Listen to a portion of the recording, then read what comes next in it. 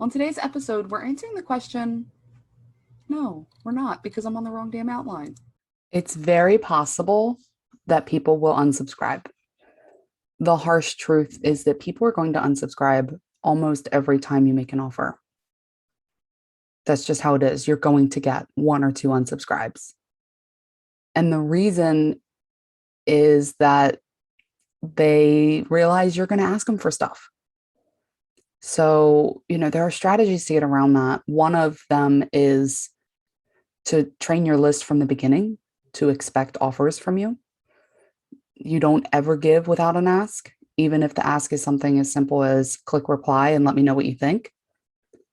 And that way, it's not out of left field. I'll tell you about my email list. They typically don't unsubscribe when I send an offer because from the beginning, I've been making offers. It's not, they know to expect that from me and they're okay with it. Some people will, and I'm okay with that too. Because if you're not going to buy from me at this point, I'm going to get sassy for a second. At this point, you are a drain on my resources. I appreciate you as a person and I want to see you successful. But if you're going to unsubscribe because I've offered a free no pitch call, you are not the kind of person I want in my world because you're not an action taker. You're just a taker. And that's really harsh, right? But I don't have patience anymore for all of the people who want to just take and take and take and never give anything back, who have this expectation that you are just going to deliver all of this value and never ask for anything. I'm not forcing you to take action. I'm asking you to take action. And if in your mind there is not a difference between that, then you and I are not going to get along, and I'm okay with that. Fast. So I'm going to end my rant there because I could probably keep going, but I won't. I like the sass. Bring it. I mean, we gotta be honest, let's not sugarcoat it. This is not the sugar-coated podcast of flowers and freaking rainbows and unicorns jumping off of clouds. This is real business, and real business involves emotions and leveling up. The amount of leveling up that Allison and I have done in the past 18 months is bananas, both individually and also working together on this podcast and working with clients. And we're just telling you how it is. So take that information and use it. I mean, we're not going to pad people's egos and tell you, oh yeah, you send this book a call sequence and everything's going to be rosy and nobody's going to leave your list. People are going to leave your list. Your job should be that you're always outpacing the loss. Yes, I love that. Always should be outpacing any of the unsubscribes. If you send an email once per week and you're getting 7 to 10 unsubscribes, your job is to outpace that with your list growth.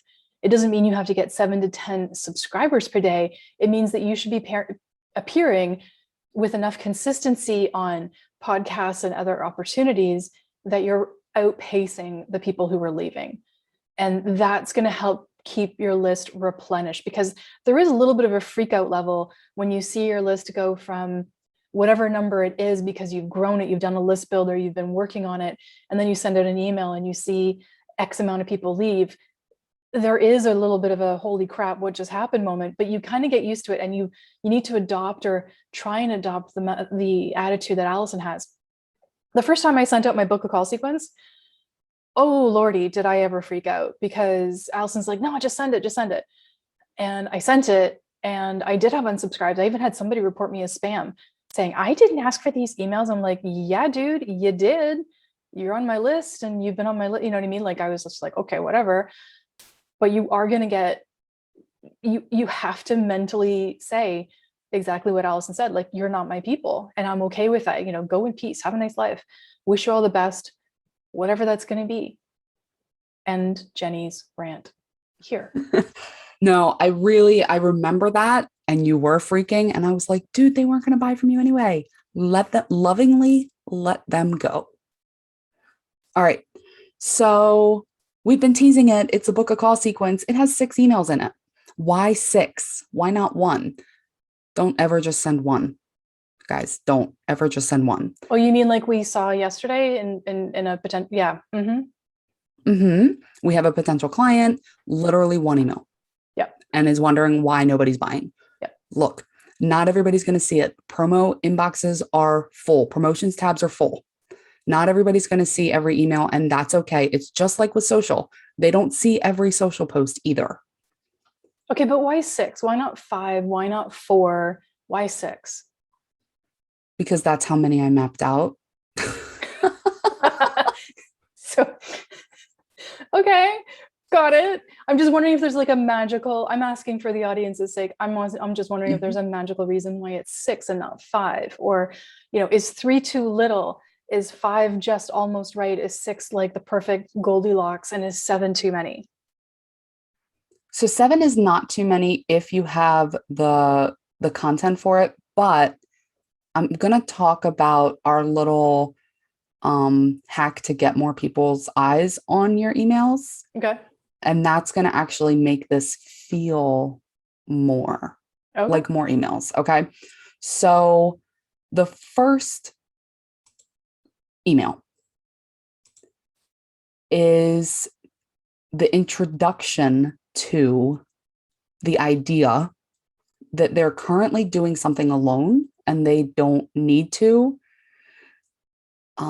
That if they have help, it's going to be easier, better, faster. Okay. So, for instance, Jenny's email about growing your list. Here's what you could achieve if you had a list. You could send them an email. You could stay in contact with them. You wouldn't be as freaked out about marketing your business. You would blah, blah, blah. If you have a list. If you don't, I can help you with that, right? That was a really good example of email number 1. It was heavy on the value, light on the ask. All right. It's super chill, super relaxed. Then we're going to go to email 2. We're going to talk about the idea that they're going to want help to reach their goal. So if I was writing an email 2 for Jenny's list, I would say something like, hey, Facebook and Instagram are up now, but that doesn't mean you should be letting go of your list building goals because you never know when this is going to happen again. So why don't we hop on the phone and we'll make a plan for you to get that done? No pitch, no pressure. But this is what you're going to want to do. So let me help you do it. Now you're not really gently asking. You're now stepping into that expert, like, this is what you want to do. So let's talk about how we can do that.